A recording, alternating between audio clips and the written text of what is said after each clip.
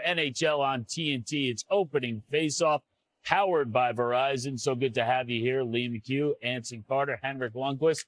In the studio, the man, the myth, holy jumping. Holy jumping. That is Darren good rhythm Bang. right there. Oh, that is good rhythm. it's good to have you here. The 61-year-old's replacing the 7-year-old Rick Bonus as he takes over the coaching duties. Yeah, what happened to that guy? He left us just like that. you guys must have zapped him right out of here. It's the TNT bump. That's what it is. Talk, Chief, Bones. Yep. Good Rick luck, Bones. Good luck. About to coach the Columbus Blue Jackets tonight. We all found out about it as you did. And then we were like, I guess that guy's not working this week. So we'll talk a little bit more about that in a bit. But let's talk about this Detroit team, because the last time they made the playoffs, little trivia, can anyone name coach of the Red Wings the last time they made the playoffs? I know you can. Babcock. No, Jeff Blashill. There it is. Jeff Blashill. That's there absolutely. it is. That's I was right. surprised. Yep. Tanger knows everything, though, Liam. You should. Who was the captain? Holy jumping. Henrik Zetterberg. Boom. He's got it. Number 40. You got a great number 40 and a Swede. Yeah, that's right. Can't argue with Great that. Swede. I guess what I'm saying is it's been a while. It's been a while. In fact, this is what we all looked like the last time. There's Hank, Anson. Hair was a little longer there. It's been a while, Hank, I guess, since the Detroit Red Wings have made the playoffs. It's been so long that I was left-handed there.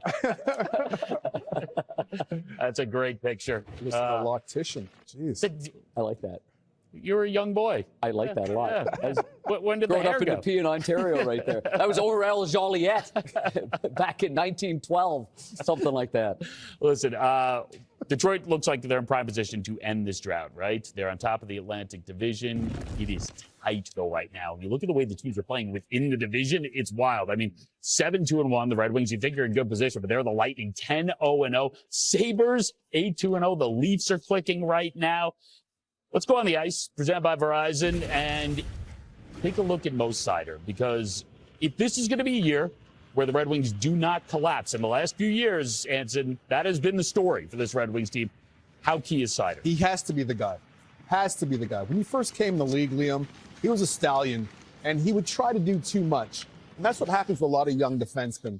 But now you're seeing his game start to mature. He's still physical. He's still that energetic presence in the back end. But now he's able to hone those skills and do less, knowing that less is more. And 5-on-5, 5-on-4, Hank, it doesn't really matter. The reason why they're in the postseason right now in that conversation is because Mo Seider's taken that next step, and he should be in consideration right now for a Norris Trophy. I agree with you. And I think it's so important for Detroit to have a stud like him back there, because they do have a young decor. Obviously, these young players, they come into the league, they look at the players who's leading the way, and he's really doing that for that Detroit team. So I think he's critical for their season so far and moving forward. He really sets the tone in the way he plays. You talked about his physicality, his playmaking, and you know, a lot of people start to talk about him around the league now, as they should. He's earned everything that's coming his way so far. He's been a stabilizing force. The goaltending tandem, we're going to see Cam Talbot tonight. John Gibson's been excellent this year. Are you surprised by what we're seeing between those two? Good tandem. I think they like each other. I mean, anybody that knows Cam Talbot knows that he's just a quiet professional. You played with him. You know him. Just the way he goes about his business. He never gets too high, never gets too low. For John Gibson, all it's been is some funny injuries, some injuries that aren't even hockey related. He told me in the summertime, he goes, like one of the ones I had an appendix issue. So I think you get a rap of, okay, he's going to get hurt at some point during the season. He's kept himself healthy.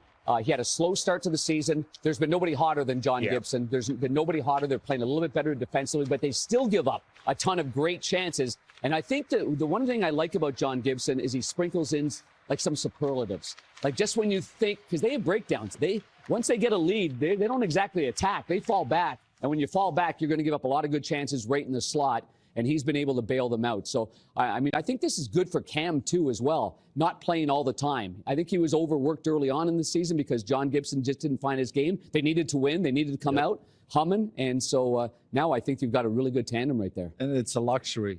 To your point, Gibson had a slow start. So they were riding Talbot a lot, and he did it really well. And then suddenly Gibson started to pick up his game, and now they've been playing him a lot since December. He's going, 13-2 since December. So very impressive. But it's a luxury to have two goalies two experienced goalies that can kind of, step in when the other guys start to slip a little bit, put him for some practice time and play the other guy. And it's been working really well for Detroit. And you look at why they've been so good over the last 6 weeks. It's goaltending's been improved a lot, but also power play has been red hot. Two massive upgrades for them over the last 6 weeks. Well, when you're looking at Patrick Kane just scoring 500 goals recently, he's on the second power play. What a luxury is that to have for the coaching staff they're paying in Detroit. Yeah. You've got JVR, net front position, doing what he's doing, replaces Vlad Tarasenko, and has the same amount of production that Vlad had the whole entire season last year. And you've got Showtime at 500 goals in his career and bringing that same creativity to that second unit. I like the synergy that they have is really, really good. You see the clips right there. JVR is one of the best at getting to the front of the net, getting to the blue paint, and the down low plays. So if there's no play for Patrick Kane on the half boards, he just plays it to the goal line. Then you got JVR there. Then you punt it back again. And once you've got that net front presence, I mean, Patrick Kane doesn't have to shoot it hard. He just knows where to shoot it. And then JVR is one of the great tippers in the game. I'm surprised and pleased for JVR because he's one of the really great human beings in the game. Everybody says, well, he's not very fast. Well, he's never been very fast. Luke Robitaille didn't start very fast and didn't end very fast. He was just really good at what he did. And I think if you've got a place for JVR, it's almost like Patrick Maroon. If you know where his place is and you play that way, then he's going to have a lot of success. So that's been really great for the Detroit Red Wings. Given the pieces that you guys have all mentioned, then you add Larkin and DeBrincat and Raymond into the mix. Young defensemen really coming along. Is this it? Is this the year? Are they back in the playoffs this year? Well, you go back to last year when Larks was talking about he wished that his general manager did more. And I didn't think they're in a position last year. I think this year Stevie should add.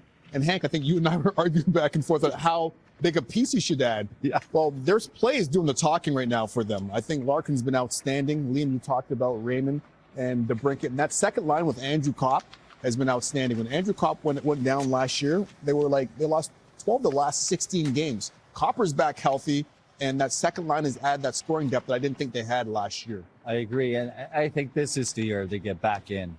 They learned a lot over the. It was not only last year. Go back to the last couple years. They've been in a good position, and then kind of just fell apart the last month or so, and that hurts. That's a long summer to just sit and think about what went wrong over the last 5-6 weeks of the season when you did so many things leading up to that point. So I think this is the year where they're like, enough is enough. We have a good enough team to make it. We're in a really good spot. And again, the goaltending situation, I think, is really going to help them coming down the stretch. And that guy right there has been their best forward.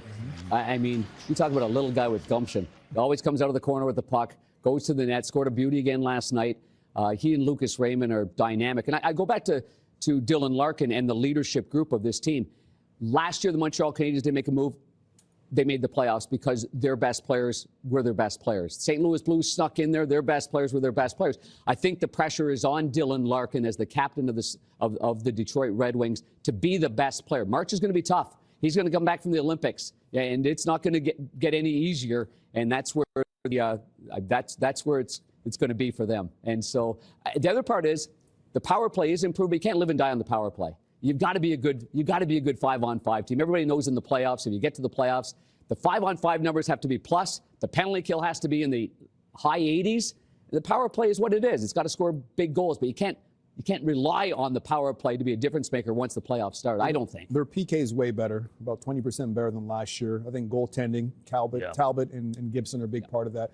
Panger, you spend so much time down at ice level between the benches. I think it's one thing for us to watch playoff teams and non-playoff teams. Does Detroit look different this year to you when you're down there? Or these teams that are in the postseason currently right now, are you looking at them saying, okay, that's exactly what a playoff team looks like? Or I'm not quite sure about some of these teams. So, many times they look like a team in total control. And then last night's a great example. Exactly. If you watch the game last night, they're up 3-0, a very emotional night. Sergei Fedorov's sweater. I mean, both teams on the bench. It was a great moment. And then you're up 3-0, and then in the second period, you start falling back.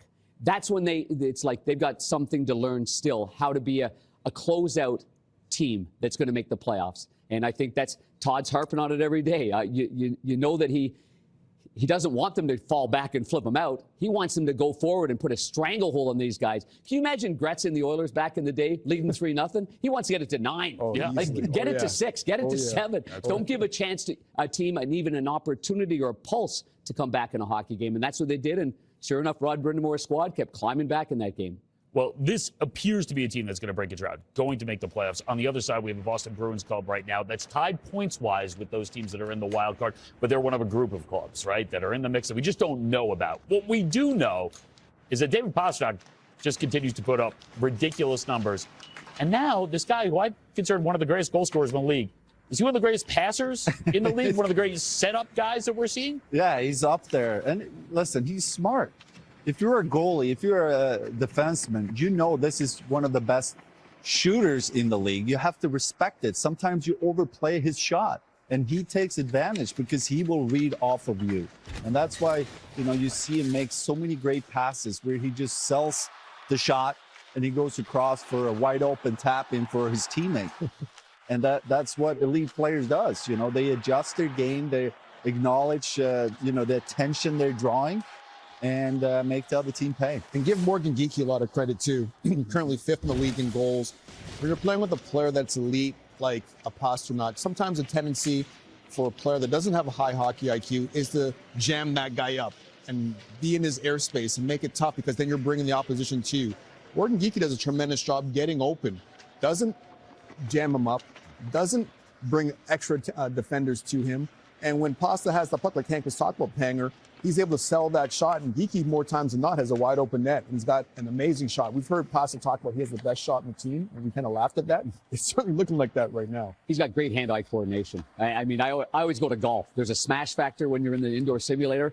It means you're hitting the ball right in the middle of the club face. He never whiffs on it. I mean, this guy's got great hand-eye coordination. I was going to say something about Pastrnak, because you were asking about being at bench level. You saw him on one knee in the warm-up. I will tell you this. He skates less in the warm-up than the starting goalie and the backup goalie. We monitor it on that SMT technology. You can see how many feet he skates. And he always looks over at me and he goes, "Are you doing that again?" The guy, he conserves his energy. I'll say that about Pasta. Efficient. And one more point by Pasta, and he passes the legendary Bobby Orr for 7th all-time points in Boston Bruins Incredible. history. That's Bobby Orr. I don't know. Call me goofy here, but No, listen, that's wild. Kane within 3 points of Mike Modano for the most by an American-born player. Has 2 goals he passes Joe Mullen. It could be a night of many milestones. Are we going back to the arena right now? We are. James Van Riemsdyk, we were talking about him. He joins us right now. JVR, thanks for coming on. I got Panger here for you. JVR, last night must have been something real special. It was nice to see both teams on the bench with respect to Sergei Fedorov. What was it like for you guys?